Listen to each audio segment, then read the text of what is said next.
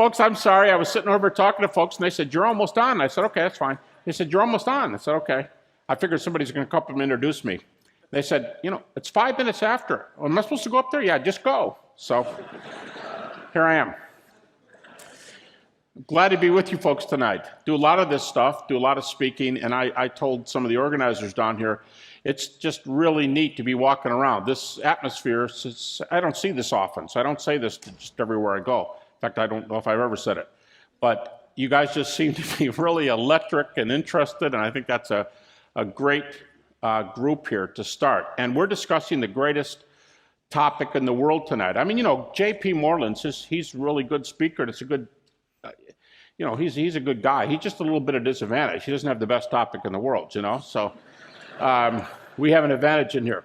And I was also really blessed today to hear Bill Craig's testimony that he read for you, because a lot of us know that fellow. And remember when he came, I think he was doing a PhD in math, right? The fellow that they were talking about, a PhD in math. And then I thought, hey, here's two guys sitting right here down in the front row who could tell the same kind of testimonies. We got him here tonight. This guy on the left is Abdul Murray, and the guy in the yeah, 6'8". Like he says, not too many guys from Lebanon are 6'8". And next to him is Nabil Qureshi. These guys are pretty cool. Abdul is a lawyer, and he's getting ready to leave his law practice to go full-time into Christian ministry. He's already written a book on working with Muslims.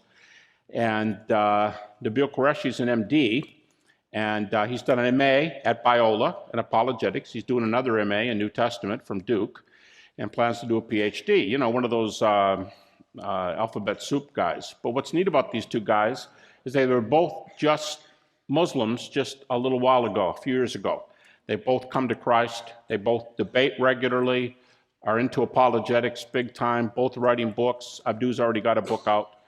I didn't miss one of yours, did I? You already written like 5 books and I just don't know about it? No. Oh, and for you guys who are like really, really rough, they're both into mixed martial arts, so don't mess around with them. Nabil has a 2nd-degree black belt in Taekwondo, and Abdu always tells him he's nothing. He just can't handle him, So, it helps to, when you're in apologetics, it helps to work with mixed martial arts. They kind of go along together. I was an ice hockey coach at Liberty for, 9 years. I was a head coach. And so I tell people, hockey goes along with apologetics too, because Christians and hockey players solve their problems in roughly the same manner. Okay. Well, that's enough of an introduction. But seriously, I just said that because these kind of testimonies, like JP said, the bad news is they're pretty rare. But they are all around us. And here's a few present. I'm sure there's more out in the crowd. The Lord does wonderful things, and lives are still being transformed. And as you heard tonight in the testimony, there's still Damascus experiences going on. I praise the Lord for that. Well, the topic tonight in this session is the resurrection. And I'm going to be introducing it here briefly. And then I'm going to walk down to the floor, and I'm going to spend all my time walking back and forth. Some of you perhaps seen me do this before. I tell people I have a PowerPoint for this, but I'm not going to be using it because it just got to be frustrating. You have to keep running back and pushing the next slide or saying next and so on. I was doing this in Oxford a few years ago, and someone said to me, you don't need a PowerPoint. You're a human PowerPoint. And you'll see, because I'll be doing a lot of walking across the front here. So I want you to track with me while we talk a little about historiography and why the resurrection is so exceptional by way of evidence. But if you want to turn with me to 1 Corinthians 15, let me just say a few things by way of introduction. I think without any question, this is the grandest passage of Scripture in the New Testament on the resurrection. It's the earliest extended portion in the New Testament. Friend and foe, liberal and conservative, date this book, 1 Corinthians, to about 55 AD, give or take. So about 25 years after the cross. We'll talk a little bit more about historiography in a few minutes and why that's important. But Paul starts out like this. I'm going to be paraphrasing, but the first 2 verses, Paul says, he says, when I was with you, Corinthians, he said, I preached the message to you. I gave you the gospel.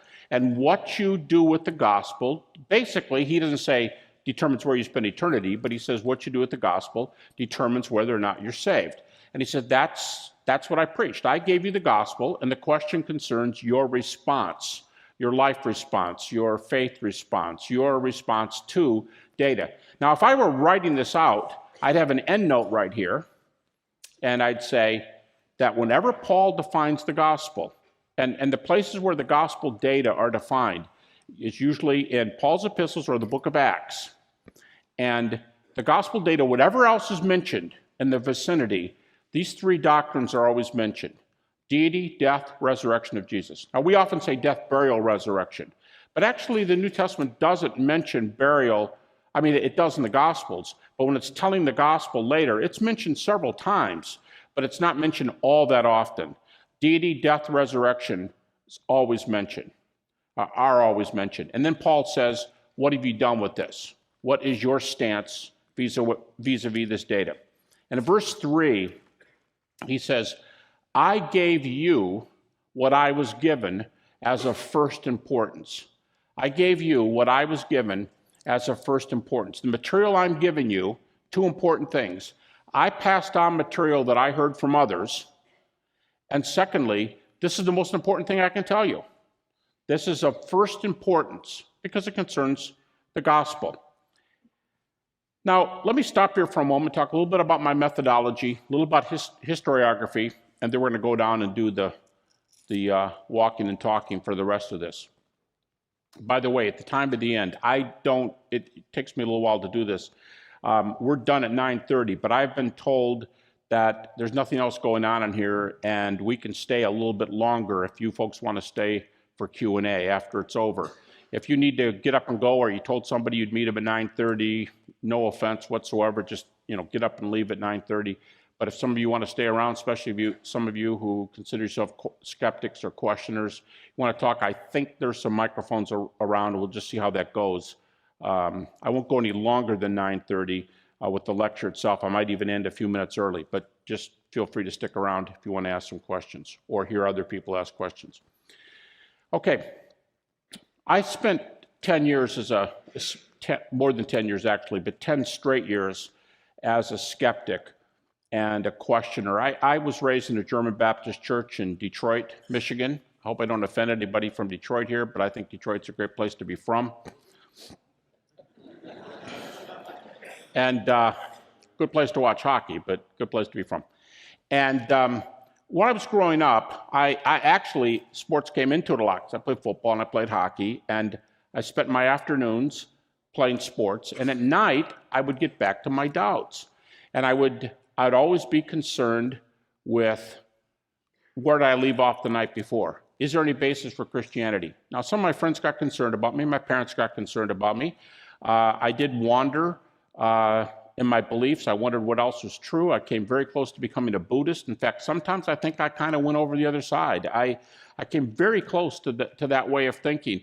And my folks were concerned, friends were concerned, and they would say, hey, check out this evidence, try this.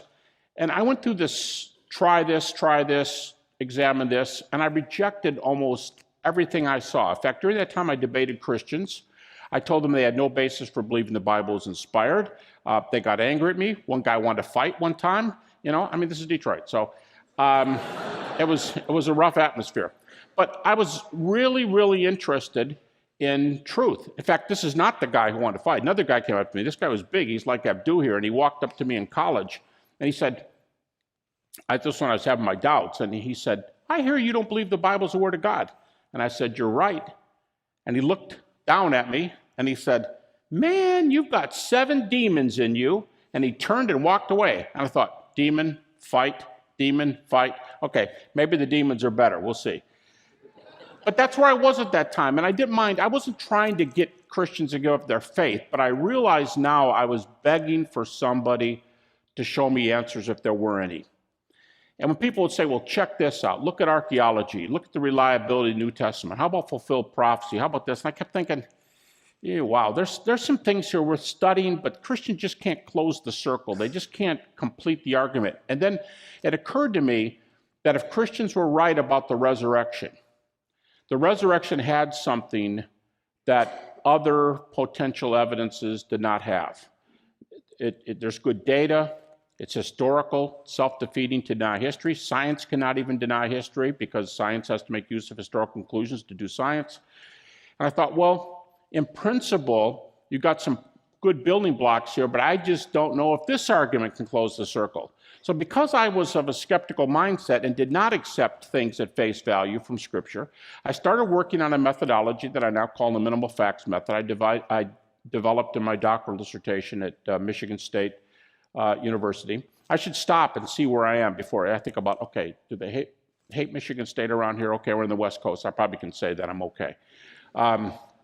Now, if I said Michigan, I'm not from Michigan, but somebody, the University of Michigan, somebody told me tonight there's a lot of academic going back and forth between Cal Berkeley and Michigan.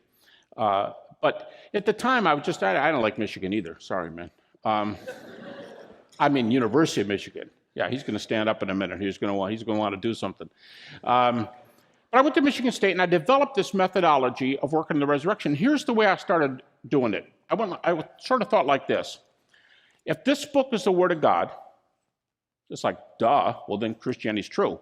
And if this book's the Word of God, Jesus has been raised from the dead, but I don't believe this book's the Word of God. I didn't believe it was inspired. At the time, I would have told you I thought it was pretty reliable, but I was starting to kind of slip away from reliability and think it was pretty, that it was just like a book of ancient literature. So I started working on this method that says, if the Bible's inspired, Jesus has been raised from the dead. If it's not inspired, but it's reliable, Jesus has been raised from the dead. But what if the New Testament is the worst it can be? A book of ancient literature. Now, it's no worse than that, right? I tell grad students all the time, you know it's a book of ancient literature because it's really, really old, there's pages and there's words on it. That's all that's required to be a book of ancient literature. And if you want, put it on a par with Homer. Say, well, look, I'm just wondering if the Iliad has any basis in fact. Was there a Troy and was there a Trojan horse? Okay, fair question. What do we learn from the ancient world from these reports? If that's your view of the New Testament, guess what? I believe we can still get the resurrection. So I'll often go to State University campus, and I just say this to be provocative, just to kind of tease people a little bit. And I'll say, for you Christians, Bible's the Word of God, Jesus has been raised from the dead. For you who don't know, you think the Bible's probably reliable, but you don't believe it's inspired, Jesus has been raised. And for you skeptics who believe the Bible's not reliable, Jesus has been raised. So here's the bad news for you. Jesus has been raised. It's a heads I win, tails you lose argument. So you say, well, yeah, that's cute. But how do you pull that off? Well, I'm going to use this minimal facts method that says this. Almost nothing I'm going to share with you. Now, I'm going to start giving you with another method. And I'll tell you when I'm going to start doing the minimal facts method. I'm going to do another method called the reliability method, the middle one, first.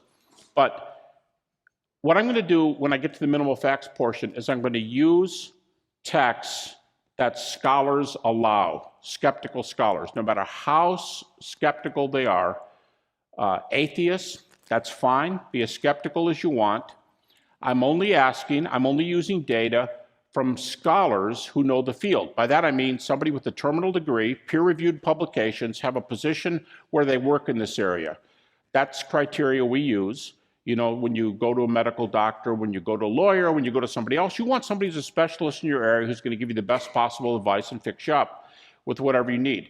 So sometimes we have a bunch of websites that are readily available, and if that's your thing, if you want to go to the websites where all the scholars are folks with BAs who are out of their area and they claim to be scholars and they don't do any work in the area, that's fine. It's America. You can do what you want. But I'm just saying, if you go to the scholarly websites where people are as skeptical as possible, and they are atheist New Testament scholars, they're going to admit a body of data. This is one of the most misunderstood things.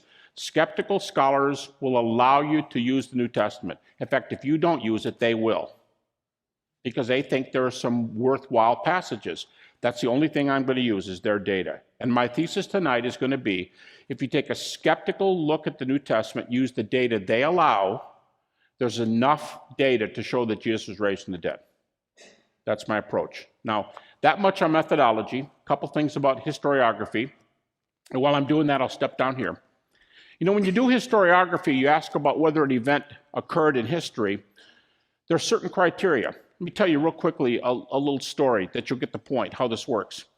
Years ago, many years ago, my son was 8 years old, and we were sitting at the dinner table. We often had we often would read scripture with their family before dinner, and we had that time, and my son sat there, and we were done, and we prayed for the meal. And he said, "Dad, my Sunday school teacher asked us this week, he wants us to report next week. How do we know the resurrection of Jesus happened?"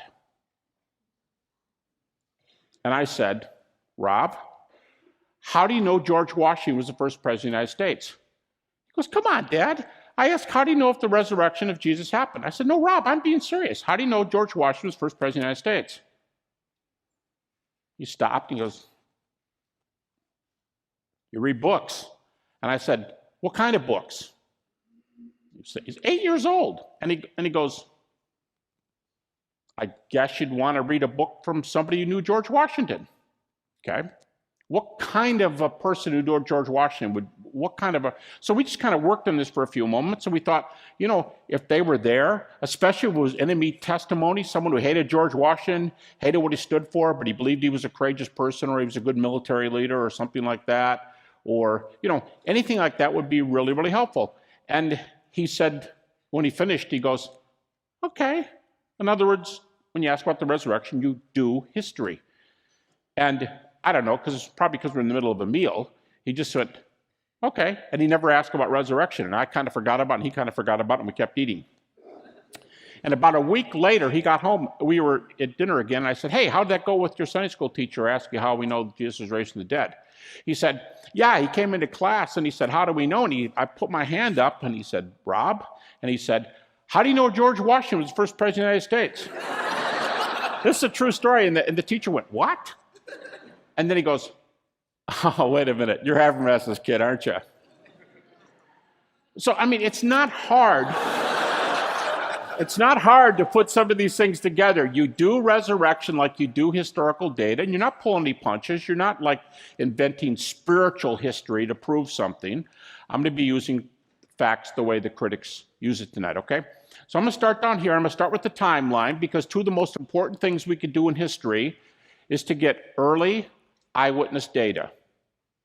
You have to rhyme things I teach exclusively PhD students, and for PhD students, required books go by colors. So take out your orange book. That's what we do in grad school. And then we talk about alliteration, because it's easier for grad students to remember things. We don't do this with undergrads, because they don't remember it whether you do it or not. But with grad students, I say the 2 E's, okay? Early and eyewitness, just like the George Washington question. We want people who are there, and we want people who are in the right place. You say, "Well, eyewitnesses could be wrong." Yes, they are, but what are you going to do? Cite nine eyewitnesses because eyewitnesses could be mistaken? No, we still use eyewitnesses. And we want them to be people who are in the right time, right place, asking the right questions, and so on. And it's real helpful if they're enemies. It's real helpful if they change their view. It's real helpful if there's checks and balances, and so on. That's how we do history. All right. On my little timeline here, that's going to be creation down there. This is the cross. Scholars usually say 30 AD, but you'd be surprised how seldom they answer that question. Probably the second most popular date's 33. I'm just going to say ground zero, give or take. It's about 30 AD. Down there is 2011. Now, before I do minimal facts, let me give you a typical way that I'm going to have to be real sketchy, but when somebody says the New Testament's at least a historically trustworthy book, let me talk about how they're going to do that. If you say, "Well, how do I know the resurrection happened?" On this timeline, I'm going to say, well, one very common on the reliability argument response is going to say, well, the book of Mark is written, and I'm going to use skeptical dates, okay? So you can see it's not that huge an issue. The book of Mark is written about 70 AD. We're only plus 40. You have to study ancient history to know how good plus 40 is. It's great time period. Okay, using critics' dates, Matthew, about 10 years later at plus 80. Luke, about 5 years later at about plus 85. Acts, plus 85, plus 90, something like that. Everybody, conservatives and liberals, puts John at about 95 AD. So my point is that at the worst it gets is we're about plus 65 to John. Now, critics often deal with sort of a double standard when they deal with the New Testament. And they're going to say, yeah, 95 AD, Matthew, 50. Luke 55. Isn't that getting a little bit late? Well, when they ask questions like that, I'm not trying to be mean, but either they haven't studied a lot of ancient history, or they're not familiar with sources, or they're just being overly critical of the New Testament or whatever. Because if I said, all right, forget Jesus for right now, and let's say ground zero is the death of Alexander the Great. What are our best sources for Alexander the Great? What are the best sources? Well, there were several people who wrote during Alexander the Great's life, but we don't have any of those sources. We don't have any of them. They'd be very valuable. We don't have any of them. The sources we have for Alexander are, and I'd have to keep walking way out past this window, because the best sources for Alexander date 300 to 450 years after his death, about 330 BC. The two best sources are Arian and Plutarch, but they're also the latest sources. They're about plus 425 to 450 AD. That's a long time. You go, okay, fine, I get your point. Maybe Alexander's not the best example. We have better examples than that. Yes, we do. But I'm just using Alexander because he's such a prominent source. Well, how about somebody who's better data and closer to Jesus' time? Okay. How about Tiberius Caesar? He is the Caesar who's on the throne when Jesus dies just a few years after Jesus dies. We have 4 major sources for Tiberius and a total of about 10 sources for Tiberius. We have more than 10 sources for Jesus, and you go, yeah, but that's those prejudiced New Testament sources. Okay, more about that in a second. Used the way critics use, we still have more than 10 sources for Jesus. Do you know we have 12.5 sources outside the New Testament for Jesus? 12.5 sources outside the New Testament that are within 100 to 150 years after Jesus, which is fair in the ancient world. And now when I say 100 to 150, you realize that John's a lot closer than this. But back to Tiberius. We have 4 sources for Tiberius. One is contemporary. You go, whoa, we don't have anything like that for Jesus. But as I'm going to argue tonight, we do. We have sources, I'm going to spend the rest of my time explaining, that go all the way back to 30 AD for Jesus. Okay, so next best source. By the way, the earliest one for Tiberius, the historian who gives the contemporary data, he's the least useful. The least useful of the 4 sources.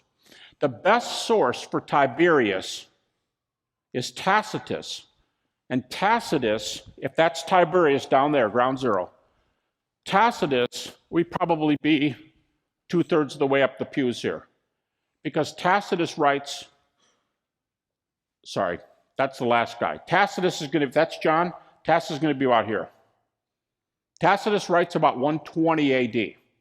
He's plus 80 after Tiberius. Suetonius, plus 85. And Dio Cassius, 2/3 of the way up or further.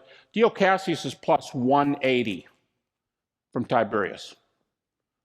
Go, well, okay, I see where you're going, but I have the ultimate objection for you. Gospels record miracles of Jesus. That disqualifies him. Really? Well, Greco-Roman, we'd say in English, bios. It's not pronounced that way in Greek, but Greco-Roman bios. It's a genre of biography, Greco-Roman biography, the most reputable writing in the ancient world.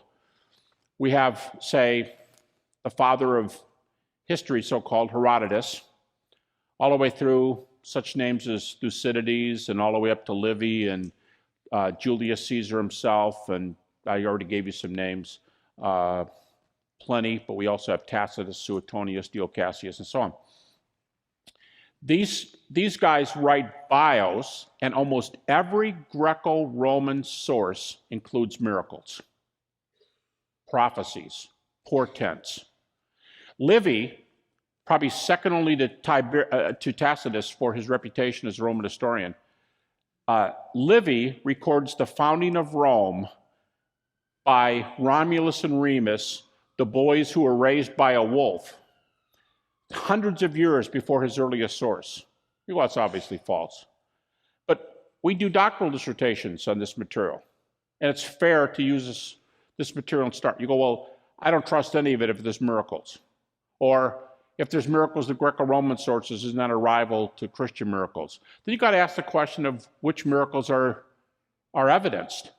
And I'll just say this to be provocative, and then I'm going to have to move on to my minimal facts deal. Almost every skeptical scholar, not the fly-by-night guys that don't work in the field, that just take shots at Christianity, but skeptical scholars, I don't care how liberal they are, how far to the left, virtually everybody today believes that Jesus was a miracle worker. Now, they're going to differ on how supernatural these things were and everything else. That's another question. But it's almost unanimous today. Among even Jesus seminar people, they'll call Jesus a miracle worker and an exorcist. In fact, two of the best books that are out on this subject are each almost 500 pages long, arguing the way critics argue from the New Testament to show that Jesus did this. But what is being proclaimed is the best book just came out. You guys know that Craig Keener's books just came off. They were at the ETS, which is why we're here in San Francisco, Evangelical Theological Society. And on the table, Baker Academic Books, a 2-volume set of books on the miracles of Jesus, more than 1,000 pages.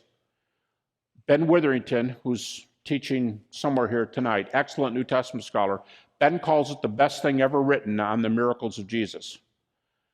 And it documents Jesus as a miracle worker. We're not counting the resurrection. We're talking about people he touched and healed and exorcisms, nature miracles, and so on. And then Craig does a bunch of contemporary miracles. A bunch of contemporary miracle claims, and he just lays the data there and says, you make these decisions. Now, some of you maybe are not Christians, you're skeptics, you hear your Christian friends say miracles are still occurring today. Craig documents a bunch of them, including, and you're going to have to make your own decisions about these things, including resurrections, Lazarus-type resurrections where people are going to die again, not Jesus-type resurrections. But this is over 1,000 pages long. The guy who's doing it has a PhD from Duke, and he has a minor in classics. When he did his commentary in the Gospel of John, he had 20,000 cross-references to classics. His commentary in Acts, which is coming, his commentary from Acts, I understand it's going to be several thousand pages and 100,000 classical references. So just check this out. 2 volumes, Miracles, Craig Keener, Keener, Baker books. Okay, I'm just going to stop right there. All I'm making is 2 points. New Testament books are in the right place, right time, closest to the data to be taken seriously as Greco-Roman biography, and they're much better positioned than almost anything in the ancient world. And secondly, if miracles bother you because they're in the New Testament, look at that data for Jesus being a miracle worker. And here's one odd thing. You know how we think that when legend happens, the story keeps getting bigger and bigger and bigger? John is down here at plus 65. John reports less miracles than any other gospel. Critics don't talk about that. When things don't fit their thesis, they quit talking. But why does John have less miracles than Mark does? And Mark's the earliest. Okay, I'm done with some of these reliability deals. I'm going to move now to this minimal facts thing, and I'm going to use the New Testament the way skeptics use the New Testament. And I'm going to argue that if you use data scholars allow, Jesus has been raised from the dead. Now, let me just start with a provocative comment from one of the top historical Jesus scholars around. I believe he called himself a liberal. His name is E.P. Sanders. He recently retired from Duke. He used to teach at Oxford. He's got a couple books out that changed the course of New Testament scholarship, very reputable. He wrote a little book, I believe 1993. It's called The Human Figure of Jesus. And he starts with data scholars know, data that scholars know about the historical Jesus. And guess what he says when it comes to the aftermath of Jesus' death?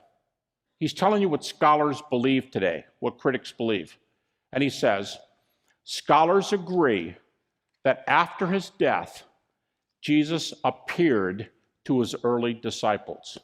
And then he says this twice in the book, Jesus appeared to his disciples. How he appeared, exactly how he appeared, I'm not prepared to say.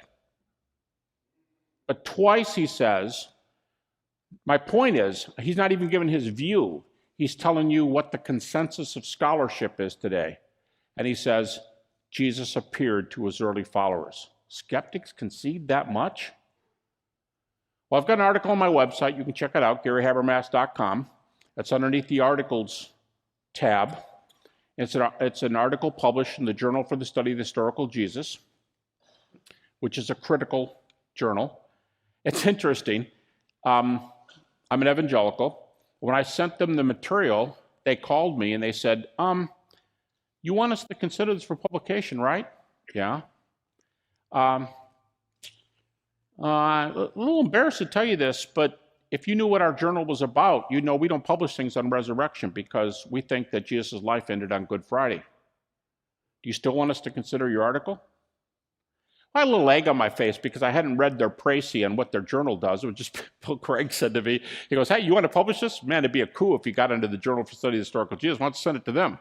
Well, he hadn't read it either. He hadn't read the précis either.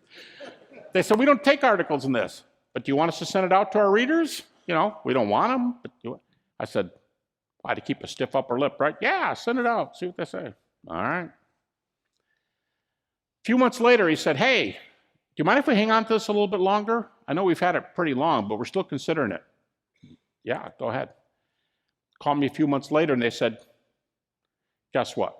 We're going to do a whole issue on resurrection. Yours is going to be the lead article.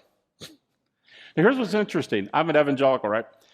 My article is on what critical scholars believe on the resurrection. They're letting me tell them what they believe. I'm not saying that's horrible. I'm just saying, I'm not saying that like in a making fun of way. I'm just saying these data are out there and you can find what the critics are saying. And that's what I'm going to be using here, okay? So I'm going to cut this gap down considerably because I'm going to use two passages from Paul. And you go, but there you go again, use the New Testament. Critics use the New Testament. They will use it. If you don't, they will use it. Because they think, like studying Homer or something else. In fact, they'd say, don't even compare it to Homer. It's way better than Homer. But they'd say, there's some texts that are better accepted than others. Here's an example. They'd say, the Apostle Paul has 13 books that bear his name. Now, here's a skeptic talking. They're going to say, we're not going to let you use those 13 books because we think a lot of them were written by Paul. We'll let you use 6 or 7 of the books. They call these the authentic epistles. And if you doubt what I'm saying, pick up Bart Ehrman's Introduction to the New Testament, and you can see he will list all these books as acceptable books to use because Paul's a known quantity. He's a scholar who changed his mind, who was at the right people, right time, knew the brothers and disciples of Jesus, was a leader before he became a Christian, leader of his people. He was a religious scholar. Paul is an honest writer. Inspired? No. Scholars don't talk, skeptics don't talk like that. Not inspired, but he's honest. He knows the sources. He'll tell you the right state of things. You have to have a reason to disbelieve Paul. But I'll only let you use 6 of his books. Well, you have a decision to make. If you're going to grad school, it's not wise to sit there and go, no, I want to argue for the books you don't accept. Don't think you're getting your PhD. But what if you just take the data they give you? And what are they going to give you unanimously? Romans, 1st and 2nd Corinthians, Galatians, Philippians, 1 Thessalonians, and Philemon. They'll always give you those sources. Now I'm going to use a text from 2 of those books. Virtually nobody will tell you these are not authoritative. 1 Corinthians chapter 15, we started with it, and the end of Galatians 1, beginning of Galatians 2.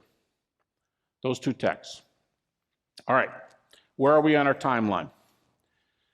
1 Corinthians is written about 55 AD. Some will say 58, some will say 54, 53. I mean, 55 is a fair date. And we're at plus 25. Earlier than the Gospels. And I think we should use the Gospels. I think we need people who are going to do dissertations on the Gospels and reestablish their authority. And they're coming back in right now. I'll just say, the best book on this topic right now is Richard Bauckham's book, Jesus and the Eyewitnesses. Almost 500 pages from a Cambridge University scholar saying there's eyewitness testimony behind the Gospels. We need to use them. But they're going to grant you that Paul's in the right place at the right time. So for right now, I'm going to take Paul and run.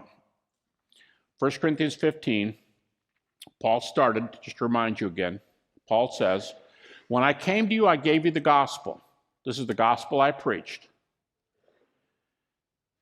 And depending on how you responded, that determines where you are vis-a-vis Christianity. He says whether you're saved or not. Then verse 3, I gave you what I was given. Now it's very, very important, and that's why the critics like Paul. Because in the New Testament, there are a bunch of early creedal statements. We can pursue this during the Q&A if you want, but these early creedal statements are early texts that predate the book in which they're written. There are dozens of them in the New Testament. And many of the best ones, best as in early, go back to the 30s AD. And so Paul is the right guy, right place, scholar.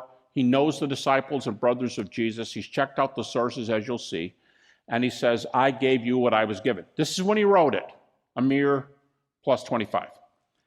He says in the first two verses, the same message I gave when I came to you. When did he come to Corinth? Some people say this is the most easily identified date in the New Testament. He comes to Corinth 51 to 52 AD. We know because there's an inscription with the name of the leader of Corinth. He held a post mentioned in the New Testament, and we're told that he was in charge when Paul came to Corinth. There's an inscription that's been found, and what's really interesting about this is that these Greek leaders only served for 1 year. So it's 51 to 52 AD. All right, so Paul writes this material. Paul taught the same thing to them, plus 21. Paul says, I gave you what I was given. When, where, and from whom did Paul receive this material? Well, let me give you the critical conclusion, and then I'll give you the data for it. Richard Bauckham says, in this book I referred to, he calls this a New Testament consensus. Now, I've been saying this for 35 years, actually, that this argument that we can get this material back to 35. But Richard Bauckham says at one time in one book, and everyone says, Richard Bauckham says it because he's that respectable. Cambridge University, he says it's a consensus New Testament position that Paul received this material about 35 AD. How would you know that? We don't have any books from that time. How do we know Paul checked this stuff out in 35 AD? Paul's an authoritative source. We're using one of the authoritative books, and Paul does the math for us. Let's do the math. Here's the cross. When did Paul become a Christian? Now, another way, if you prefer, another way to ask this is, how soon is Acts 9 after Acts 1? Some people put Paul's conversion, the Damascus experience, where he had an experience that he believed to be an appearance of the risen Jesus. Some people put that at +1. That's a minority view, but some people put it +1. +2 is quite popular. 2 or 3 are the most popular views. Somebody's going to say 4. But the most popular views are the Damascus experience, or Acts 9, is about 2 to 3 years after Acts 1. So, Paul's conversion is about, let's just do 2 real quickly. He comes to the Lord, he believes he sees the Lord, comes at +2. And then he says in Galatians chapter 1, verse 16, he says, I met the Lord. And then he says, I didn't go running up to Jerusalem to see those who were apostles before me. I spent 3 years with the Lord in Arabia, and then I went up to Jerusalem to see the apostles. Okay? Here's the math again.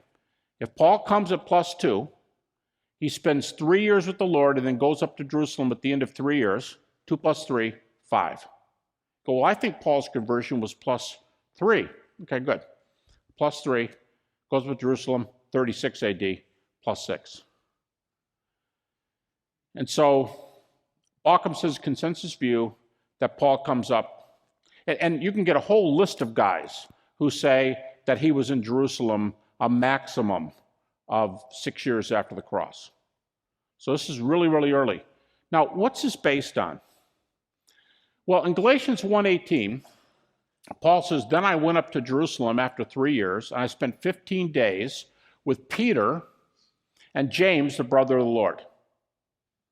Now, what's the theme of the book of Galatians? What do you think they talked about? Well, just knowing Paul says, I preach nothing but Christ and him crucified. Paul can't go anywhere for 15. It's impossible. No one's going to argue that Paul went to Jerusalem for 15 days and didn't mention the gospel data to Peter and James. Besides, the theme of the book of Galatians, in a sentence, goes like this. It's all about the gospel. Get it right or you're reprobate, but make sure you know what the gospel is. Don't go some other way, and you're a Christian. Galatians is about ascertaining the truth of the gospel, not going off and trying to do good works or other things. It's all about the gospel. So Paul comes at about +5, +6, and he spends 15 days with Peter and James. The well-known Cambridge New Testament scholar of the last generation, C.H. Dodd, made a very famous comment. He said, Paul spent 15 days with Peter and James, and it's safe to say that they did more than talk about the weather. All right, so Paul talks to them here and gets this material. Now in Galatians 1:18, there's a Greek word, hysteresis. The root word is histor, H-I-S-T-O-R. H-I-S-T-O-R. It's a Greek word from which we get our English word history. It doesn't necessarily mean history, but it's a Greek word. And in several non-evangelical word studies, histor is the work of a person who goes and gets eyewitness data. When you turn on your news at night, it says eyewitness news. Histor has to do with somebody who goes and checks out the data firsthand, doesn't rely on somebody else's report, goes and checks it out. And Paul says, I went to Jerusalem at about +5, talk about the gospel, talked with Peter and James, the brother of Jesus, and I did the work of a firsthand reporter. Then, there's no chapter division there in the originals, and Paul moves right into Galatians 2, and he says, 14 years later, I went back to Jerusalem. Critics put this at about 48 AD, or +18. And he said, I went to Jerusalem. And, Galatians 2:2 is an incredible verse. Listen to what Paul says. You talk about honesty. Paul says, I went up to Jerusalem to set before them the gospel I was preaching to see if I was running or had run in vain. But what? Yeah, I went up to Jerusalem. I put the gospel on the table, the gospel I was preaching. I want to make sure we're all on the same page. I want to make sure we weren't preaching a different gospel. I want to make sure everybody was saying the same thing. Isn't that incredible? I wanted to see if what I was preaching was the same thing we're all preaching. You go, Paul, if you don't mind me saying so, it took you 18 years to do that? I think Paul would say, you're really not listening to my argument. Let me give it to you again. Jesus did it. I met him. +3. You got a better source? I didn't think so. +5. I spent 15 days with Peter and James. Can you beat that? Yeah, okay, right. All right, well, +18. Guess who's here? Peter, James, the brother of Jesus, Paul, and John, the big four. You can't pick anybody in the early church who's more influential. And you go, well, Barnabas and Titus were there. Well, yeah, they're teaching breakout sessions. So, some of you folks have come a long distance because of you get everybody. You might even stay in a hotel for 4 days because, man, it's going to cost us some expense, but we just want to see all these guys together. How far would you have gone to hear Peter, Paul, and Mary? No, she might have been there. But Peter, Paul, James, the brother of Jesus, and John. The biggest, most influential guys. Paul said, it's at least the third time I've checked this out. He's a good researcher. You couldn't email a message. It takes a long time to get on a ship and come back to Jerusalem and check this out. And then Paul says in verse 6, Galatians 2:6, 5 words in English. They added nothing to me.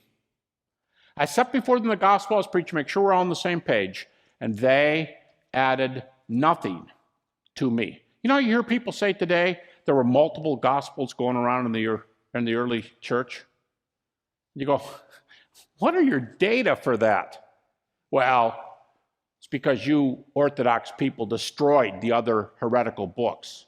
Then how do you know there were any? Well, there must have been, because we have them later. Well, see, that's a problem. You have them later. If you want to use heterodox books, you have to get them from the 2nd and 3rd and 4th centuries. But I say to the people say to me sometimes, why did Christians only put 4 Gospels in the canon?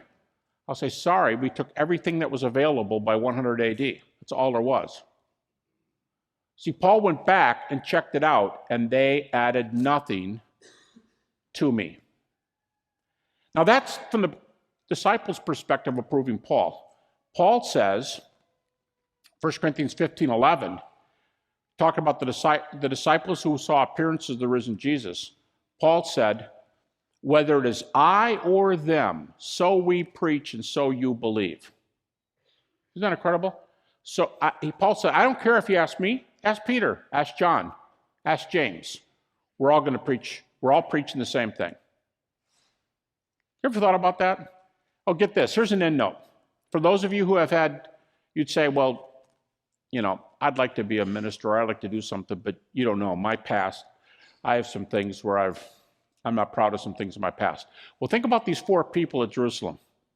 3 out of the 4 had issues. Paul was a persecutor. He killed people for their commitment to the Lord.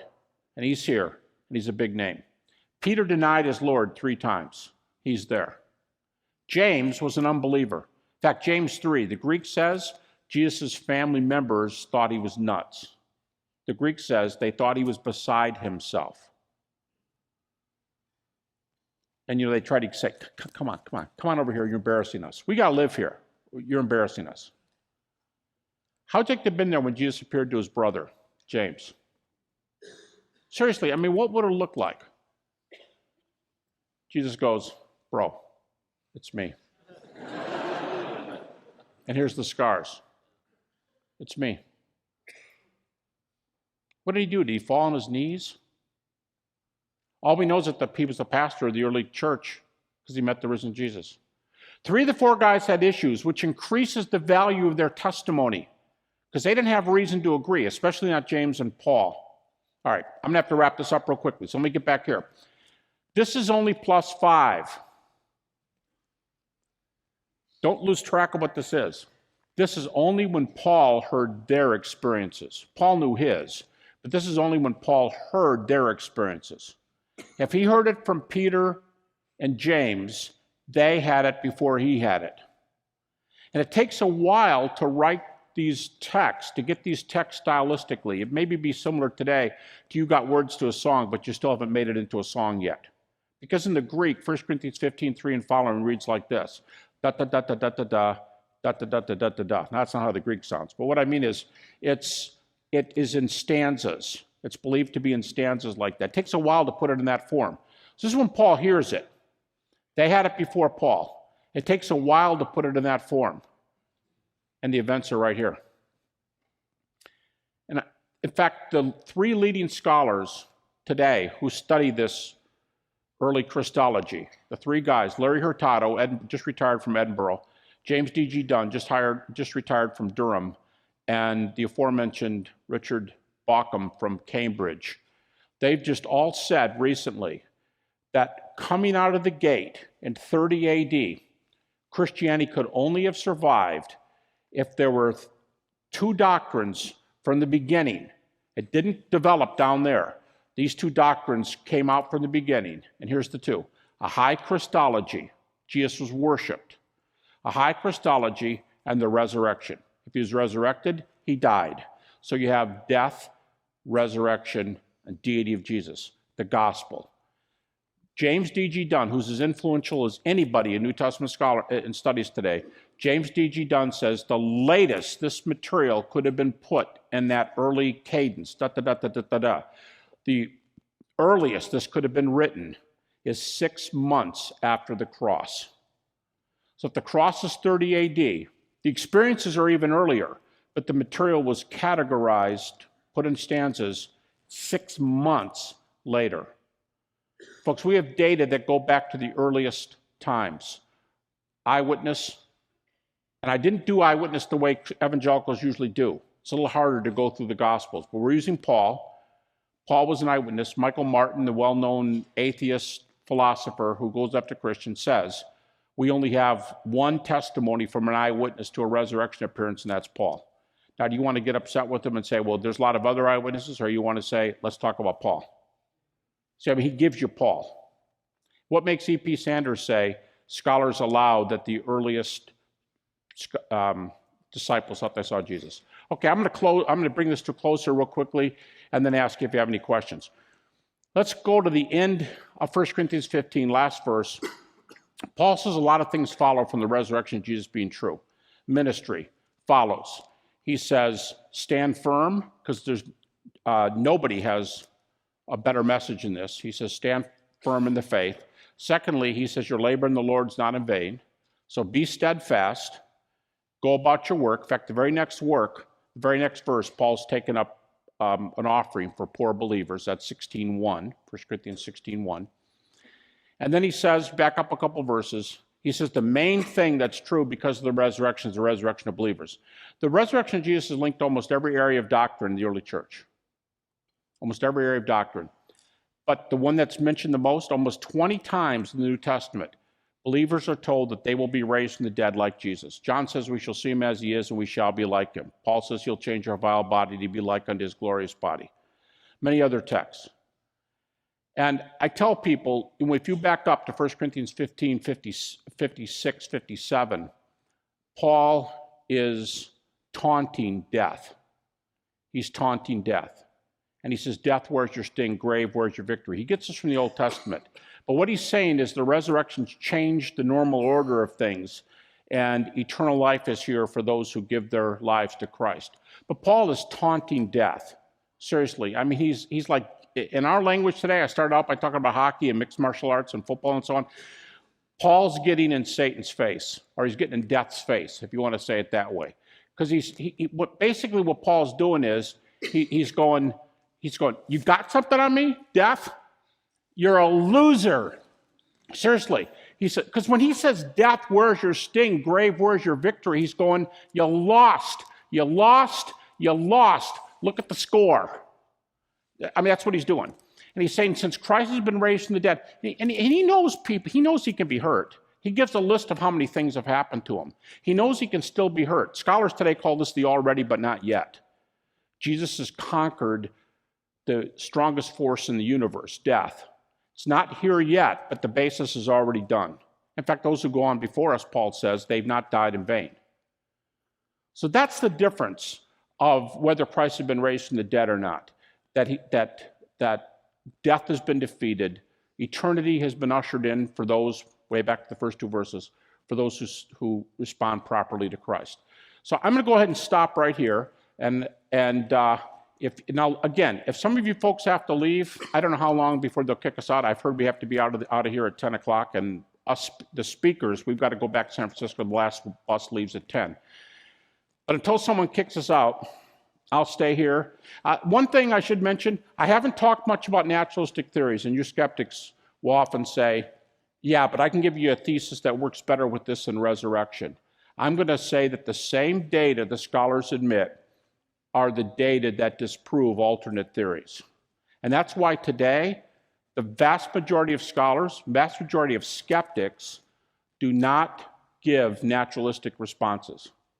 You have to go back to E.P. Sanders, where he says, today the consensus of scholarship is that the earliest disciples he doesn't even say thought they saw Jesus. I say thought they saw Jesus. Sanders says the earliest disciples saw Jesus. That's pretty amazing. This is the scholarship that has really changed resurrection studies. And more people today in the literature think something literally happened to Jesus after his death than those who think nothing happened. Okay? We do have at least one mic. Do we have two? We have two mics. Okay, here's some questions. Is this on? Hello? You talked about pre-existing phrases in the epistles that scholars agree were predated the writing down. Can you talk about what those are and why they agree with this?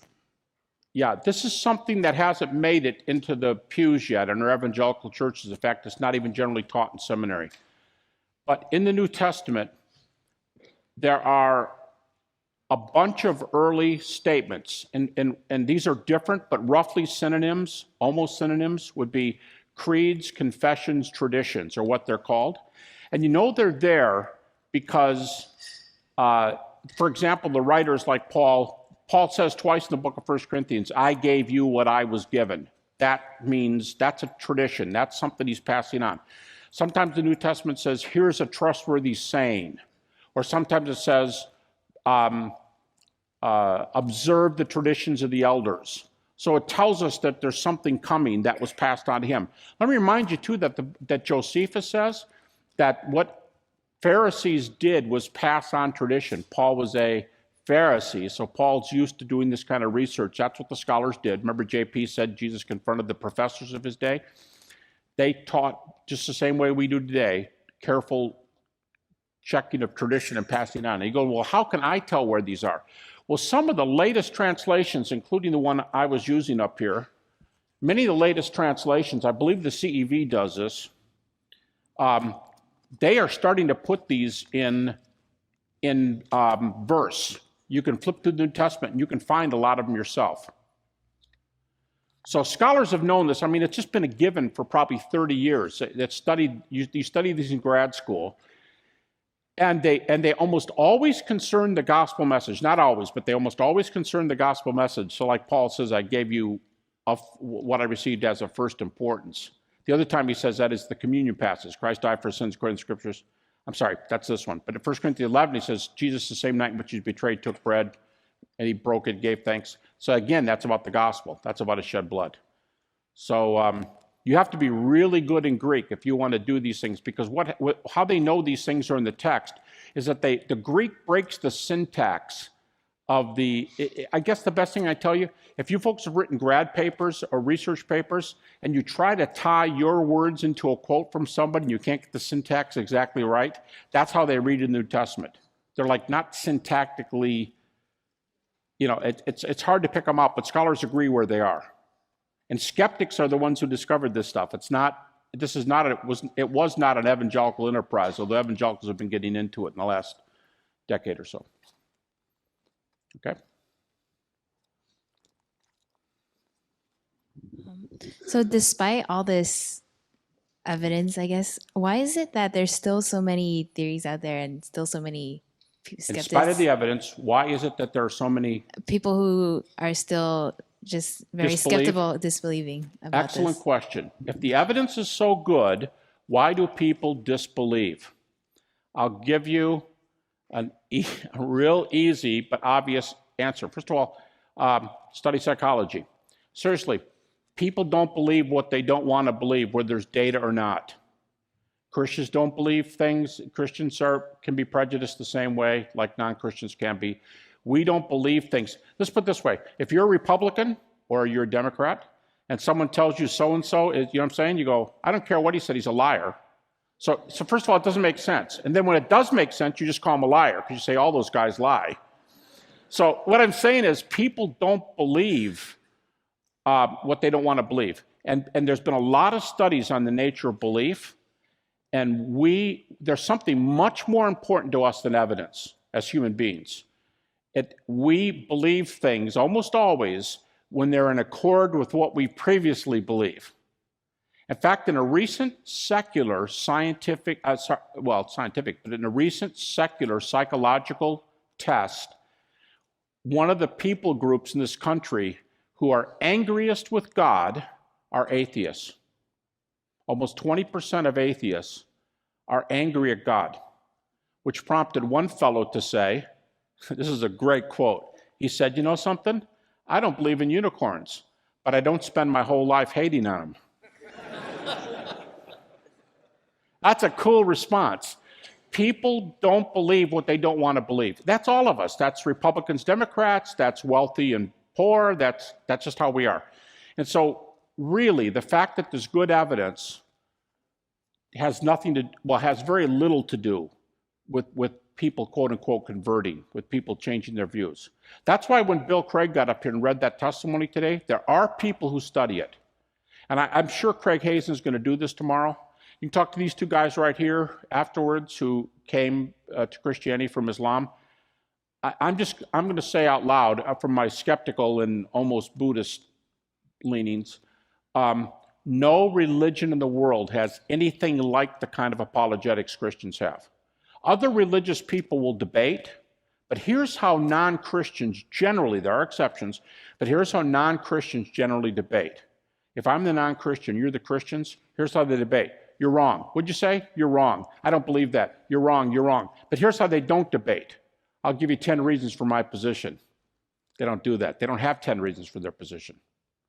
And nobody has anything like a resurrection. So if you want to compare data for data, no, we don't take a backseat to anybody. And that includes scientific naturalism, as you heard JP talk about today. So data, yeah, but that's not the issue. People don't change parties just because you give them an argument for a different candidate. That's not what makes people change parties, because they're angry at the other side, right? And atheists are frequently, not always, but a fair percentage of atheists are really angry at God. You ask some of them, these guys deal with skeptics. You talk to these folks and you say, why do you care if Christians believe in God? Here's the answer from my atheist friends. I have a lot of atheist friends. We chat a lot. Here's the answer that kills me.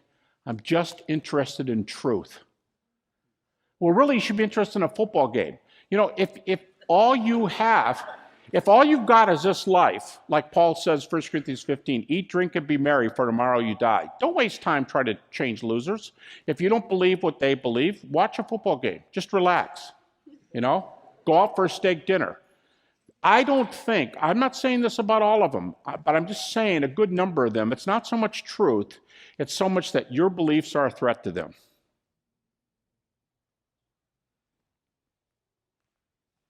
Okay, here's one back here. There's one there, okay. Yes, sir. I'd like to ask for your opinion concerning how you would bridge what Lessing calls the ugly ditch, moving from the historical data of the resurrection of Christ to proving that Jesus Christ is the Son of God. In other words, how do you bring about the bridge law between the facts of history and the necessary truths of reason? That's one question. Second question I have is, if you maintain the distinction between heresy and myth. Between history and? Heresy and myth. Heresy. Myth? Yeah. If you make a distinction, would you say in some sense that heresy is the indirect proof for the resurrection of Jesus? What's an indirect proof? Heresy is the false teachings. Heresy? Yeah. Would you say in some sense they indirectly prove the resurrection of Jesus? Okay. All right, first question is, what about Lessing's ugly ditch? Great question. Did part of my dissertation on that guy. Lessing in the 18th century has a very famous, it's not really a critique of Christianity, but it's a critique of people who need evidence to believe. And he says, they're in between history on the one hand and faith on the other hand, there's an ugly ditch which I cannot get across no matter how many times I make the leap. What he says is, history cannot come to the aid of establishing faith. Faith should stand on its own. And he said he believed, he said he was a Christian. A lot of people doubted that, but that's beside the point. He says faith stands on its own, doesn't need to be evidenced. History doesn't come to the basis. I would just say, even skeptics today, they want to know if there's basis for what you believe. I think today, in a world where science reigns, where naturalism reigns, people want to know if there's evidence. To me, it's not an objection that almost anybody will give today. That doesn't mean it's false. But I would say the problem with Lessing's history doesn't come to the aid of faith is, if you're going to ask me to believe something about Jesus, and then you teach, as Christians do, that what you believe determines what Paul said, whether Christ was raised from the dead or not determines whether Christianity is true, and whether your faith is true or false, and whether your loved ones who died have died in vain. The New Testament teach, let's just start there. The New Testament teaching says history is, if these things didn't happen in history, you have no reason to believe. So New Testament puts the two together. I would say evidentially, secondly, if history does back faith at this point, why is it? I think JP was doing this. Why is it today that we think that faith should just kind of float without being tied to anything. If there are data on which faith could be based, if you're a person or anybody here says, well, I'm really glad you have evidence and I came to this conference with somebody else, but I personally don't need evidence, I just believe, fine. I mean, if that's what somebody is, that's fine. But if somebody says, I want to know what the data are, and if I have to believe the resurrection in order to be a Christian, if Christ's resurrection determines my resurrection, then I want data, because I want to know where Christianity stands vis-a-vis other belief systems. I think Lessing's just plain wrong. It just doesn't make sense to say I'm going to believe in a vacuum without data. Now, you say, could heresy be kind of, if I understood your question, could it be kind of a backdoor evidence for Christianity? Yeah, I think in a way that's what I was getting at when I said, why are 20% of atheists in this survey, why are they angry at God? I think the fact that people that are ticked and people that keep going after Christians, and they can say, well, it's because you guys are taking over so much of society and doing your own thing. Well, that's what America's about. You know, people can believe whatever they want, and people have elections, and, you know, there's nothing wrong with that. But I'm just saying, yeah, the fact that people, A, don't believe, but they spend their time going after it, then secondly, people believe other things. I do think there's some things there that say, sort of paradoxically, that is a witness to those who, I mean, I think it is. I think that's a pointer. I wouldn't say it's a very strong evidence, but I think it's a pointer. Okay? Okay, we've got a lot of hands back here. ESPN has a show called First Take. A couple of weeks ago, they were one of the reporters asked, "Why is it do you think that Tim Tebow is hated by the media?" Yeah, and he said, the guy in the media, he said, because he lives his faith so loud that it convicts us. It makes us uncomfortable. Therefore, we don't want it in our face, and he constantly puts it in our face. Whether he's on the sideline or on the field, Tim Tebow lives his faith. You made a mention before we even got started about the historians being hypocrites, about how they're willing to take the date of Homer as saying, wow, that's a great date. That's as close as we can get. That's authentic. But when we can get 6 months within the resurrection of Jesus Christ, that's not good enough. We need to get even closer. Yeah, and John's the worst New Testament source, if you want to say it that way, date-wise, at plus 65. Which in ancient historical terms is not even close to being an issue. Like I said, the best source for Tiberius is 15 years later. Tacitus on Tiberius is 15 years later than John on Jesus. And Paul's half the distance. So yeah, I think there's a lot of, let's put it this way, let's be honest, if Christians were in power in the Western university system, we would probably do the same thing naturalists are doing. We'd probably try to squash other people who don't. That's just how humans behave. You know what I mean? We just kind of shut them up. Shut up, you're talking out against Christianity. We'd probably do the same thing, and we might get lazy. And we might not learn the evidences. Do you ever think about that? Maybe it's that heresy question, but maybe it's good to be the minority because it forces us to come up with those who are attacking us. I'll tell you what, I was in Western Europe just a few weeks ago, in Northern Ireland, England, East and West, what used to be East and West Germany, and Sweden. I was speaking in secular schools. You know how I was introduced in Sweden, University of Stockholm? They said, Gary Habermas is going to come and talk about the resurrection. Welcome to the most secular country in the world. That's what they said. And they told me that there might be some hecklers while I'm talking. This is very secular society. We can't impress that on you enough. There's going to be you may have some hecklers, and you're definitely going to have some tough questions. I gave the same lecture. I don't remember any real critical question. I might have had one. Then I was in Germany. I was in 2 universities in Germany, and I did this. And one guy raised his hand and asked about a naturalistic theory. He said, how do we know Jesus died on the cross? You know what was interesting about that? The guy who asked the question, and when I gave him reasons to how we know Jesus was dead, he said, okay, and he was done. It wasn't that tough, but that was the only critical question I got that I remember from 3 universities, and that guy who asked the question was the campus minister. So that's interesting. But I'm just saying, I think we would get lazy if we were in, sometimes we say persecution makes the church stronger. I think philosophical and historical and scientific critique makes the church stronger. And I totally agree with JP. The stuff the church is doing today, our scholars are more specific, better trained, they argue better. Just listen to the debates. Listen to anybody's debates you want. Yeah, we lose once in a while. We lose a debate here and a debate there, but it's few and far between. And when our best debaters are debating, we almost never lose. And that's that just because we all happen to be good debaters, or is that because we have better material than other people have? I think if it was the best debaters, we wouldn't be winning the dialogue so many times. And people wouldn't be so angry at us. And why are 20% of atheists angry at God? That's a good point. I think it comes back to some of that. So, I don't know, maybe it's a good position to be in that we've had to, I can tell you this, 50 years ago when I started studying apologetics, we didn't have any apologists that are as specific and specialized as any of the 100 that we have in this country today. The stuff that's being produced today is better than anything that's ever been produced since Paul, in my opinion.